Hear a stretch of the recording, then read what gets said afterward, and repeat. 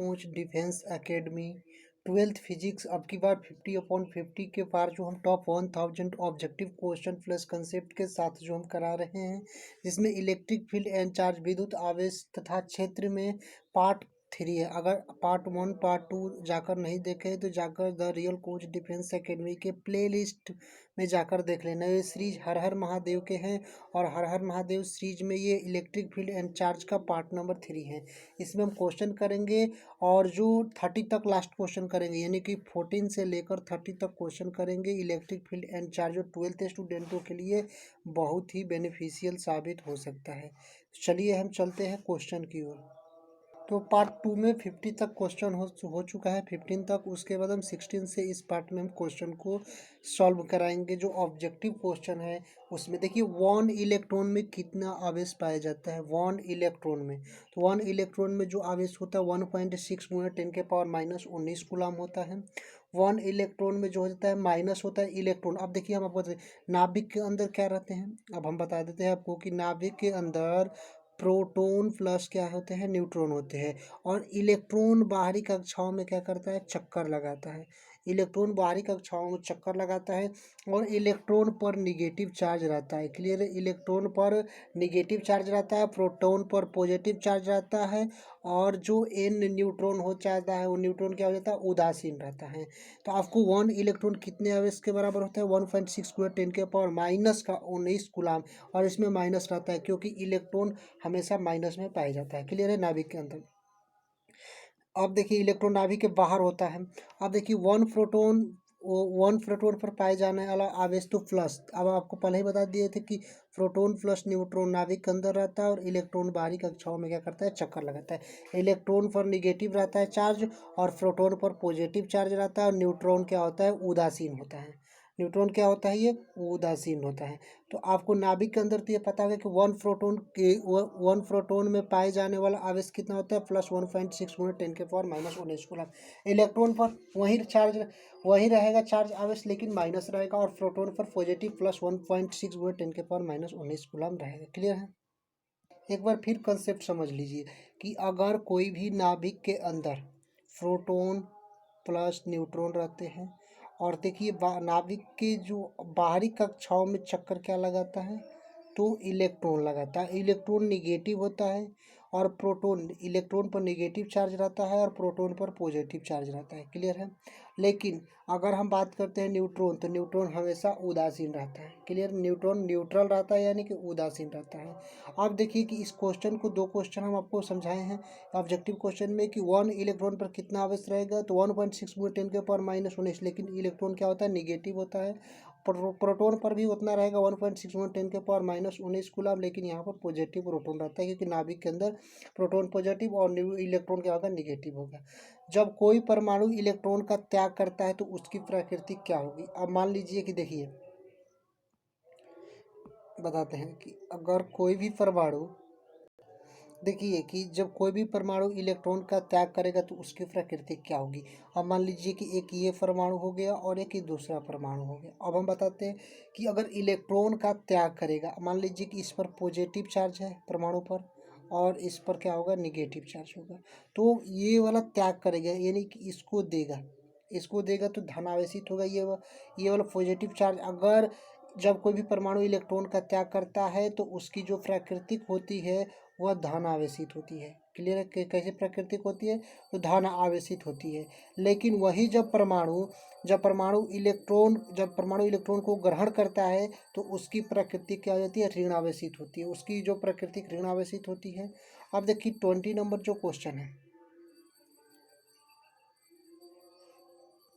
20 number जो है कि जब परमाणु इलेक्ट्रॉन का त्याग करेगा तो उसके द्रव्यमान में क्या होगी, कमी आएगी, यानी कि डिक्रीज करेगा मास। क्लियर है। जब परमाणु इलेक्ट्रॉन का त्याग करेगा, जब इलेक्ट्रॉन को देगा, त्याग का मतलब क्या होगा, उसको देगा, तो देगा तो क्या होगा, इलेक्ट्रॉन को, यानी कि इसमें मास की क्या हो जाएगी, कमी हो जाएगी। लेकिन जब परमाणु इलेक्ट्रॉन को ग्रहण करेगा तो उसके मास में क्या होगी, इंक्रीज होगी, वृद्धि होगी। क्लियर है कि जब इलेक्ट्रॉन का त्याग करता है, जब कोई परमाणु इलेक्ट्रॉन का त्याग करता है तो उसकी प्रकृति धनावेशित होगी, यहाँ तो क्लियर। जब इलेक्ट्रॉन परमाणु ग्रहण करता है तो उसका ऋणावेशित होगी। लेकिन जब परमाणु इलेक्ट्रॉन का त्याग करता है तो उसके मास में कमी आ जाती है। लेकिन जब परमाणु इलेक्ट्रॉन को ग्रहण करता है तो उसके मास में क्या हो जाएगी, वृद्धि हो जाएगी। क्लियर है। अब हम चलते हैं नेक्स्ट क्वेश्चन की ओर। प्रोटॉन पर कौन सा आवेश पाया जाता है? तो आपको हम पहले ही बता दिए हैं कि प्रोटॉन, नाभिक के अंदर प्रोटॉन प्लस न्यूट्रॉन रहते हैं और बाहरी कक्षाओं में इलेक्ट्रॉन क्या करता है, चक्कर लगाता है। प्रोटॉन पर पॉजिटिव चार्ज होता है, धनावेश, और इलेक्ट्रॉन पर निगेटिव चार्ज होता है। तो क्वेश्चन क्या दिया है कि प्रोटॉन पर कौन सा आवेश पाया जाता है? तो धन आवेश पाया जाता है। और इलेक्ट्रॉन पर कौन सा आवेश पाया जाता है? तो ऋण आवेश पाया जाता है। क्लियर है।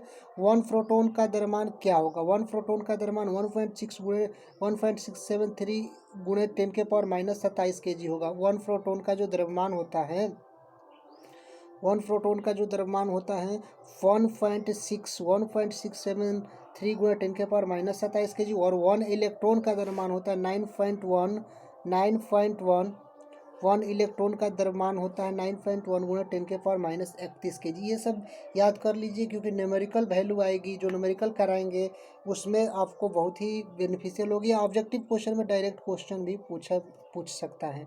क्लियर। अब देखिए, आवेश की सबसे छोटी इकाई क्या है? जो चार्ज की सबसे छोटी इकाई क्या हो जाती है? इलेक्ट्रॉन होती है। याद कर लेना है कि चार्ज की सबसे छोटी इकाई इलेक्ट्रॉन होती है। चार्ज की सबसे छोटी इकाई क्या होगी? तो इलेक्ट्रॉन होगी। मूल आवेश, मूल आवेश किसे कहते हैं?